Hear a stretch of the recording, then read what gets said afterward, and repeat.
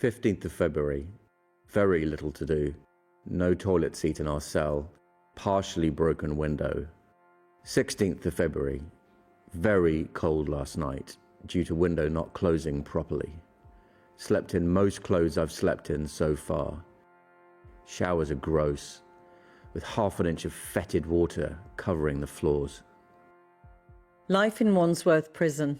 The grim details of desperate days recorded in a diary by 34-year-old Will Plastow. He's remanded in custody, awaiting trial on charges linked to a pro-Palestinian protest, which he denies. 18th of February, no time outside at all today. 23rd of February, better day, mostly due to exercise and writing. Hardly any suicidal thoughts today. He sends the diary entries to his mother Jane as a record of his time there.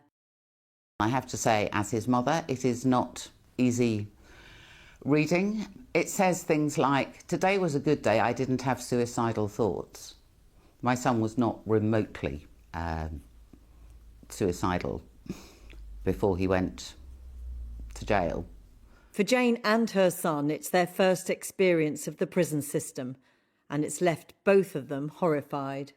He's been in cells which are dungeon cells, so they're literally no natural light. On one occasion, in one of the dungeon cells, the light went out, and all they had in the cell was a tiny reading light for 5 days in winter. A couple of times he's been moved to cells which are not just dirty but have human excrement smeared on them, which they have to clean up. Quite often there have been rodent droppings around the place, and just general filth is very common. Wandsworth's history is beyond troubled. It was issued with an urgent notification last year after what the Inspector of Prisons called a catastrophic inspection, symbolising the worst of the English prison system. It was given £100 million to reverse the decline, and levels of violence and drugs are down. But Jane says so much is still to improve. The governor at Wandsworth says that everybody gets 4 to 5 hours a day out of their cell. That is not true. My son and his cellmate, at my request, did a totting up, and I think over about 56 days there were in excess of 10 days when they didn't get out at all. The governor at Wandsworth says he's increasing educational and other opportunities. My son has never got to the library in Wandsworth. In A wing, prisoners are routinely locked up 24/7. Now determined to fight for better conditions, she travelled from her home in Leeds to join this public meeting about Wandsworth. A wing is a disgusting pit where there are fights every day, and it should be shut immediately.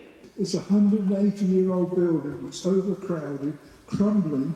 There's not enough staff and too many people stuck in a dump. The event was billed as the chance to meet the governor, but the governor didn't turn up. There is a serious lack of leadership in prison, and it's indicative tonight that the governor didn't even have the guts to show. It's outrageous.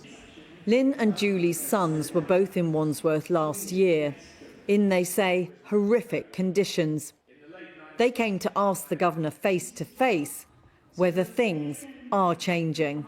The fact that he didn't turn up, what do you read from that? He talks the talk, but I don't think he walks the walk. I would have thought more of him if he'd have showed his face tonight. Even if it was a flying visit, I would have thought, well, fair play. Catering has been closed. Liz Bridge, a former chaplain at the prison, set up tonight's meeting. She accepts things are improving, but she's still worried.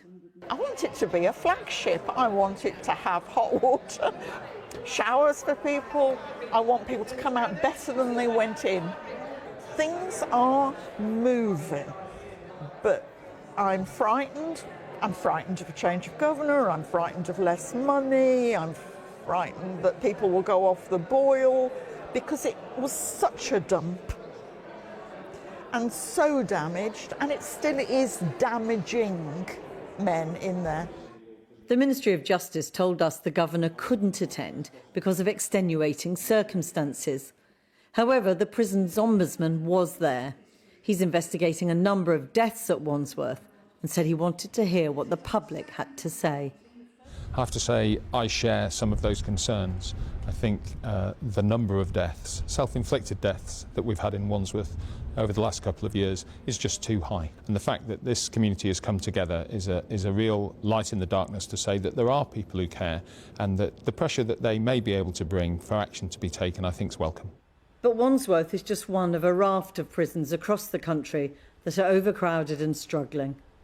A huge amount rests on tomorrow's sentencing review, which has been looking at how to ease the pressure while still protecting the public.